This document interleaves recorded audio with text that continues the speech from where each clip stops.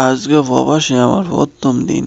মুই আইতে আইতে প্রায় সন্ধ্যা হইয়া গেছিল গা। যাই হোক, এরপরে মুই রান্দা করে ঢুইক্কা পড়লাম। ঢুইক্কই দিই এক ভাই রানতাছে। কাছে গিয়া দেখি খিচুড়ি আর ডাইল পাকাইতেছে।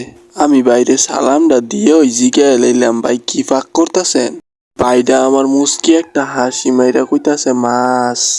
ভাই আমনে কি নতুন আইছেন আজকা? আমি ভাইয়ের এই প্রশ্নের উত্তরে কইলাম, হ ভাই আমি হক গলেই আইছি। এরপরে বাইরে আমি জিগাইলাম, ভাই আপনার দেশের বাড়িটা কোন জায়গায়? ভাই আমারে কইতেছে ভাইয়ের দেশের বাড়ি বলে ব্রাহ্মণবাড়িয়া।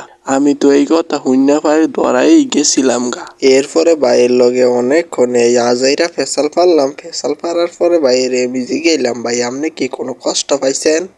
ভাই আমার কইলো না, মোর মনে হইতাছি মুই আল্লাহ না, ওর দেশের মানুষের গন্ধ এই প্রবাসেও পাইতেছে। সব শেষের প্রবাসে মুই নতুন, ওর অনেক কিছু শিখতে হইব, কিন্তু প্রবাসে একটা লোক পাশে থাকলে মনটা অনেক হালকা লাগে। গাইস আপনারা তো আর অত কিছু বুঝদুন না। আজকে এই পর্যন্তই, তোমরা হক গলেই বালা থাও ইনশাল্লাহ। দেখা হইব অন্য আরেক ভিডিওতে। আল্লাহ হাফেজ।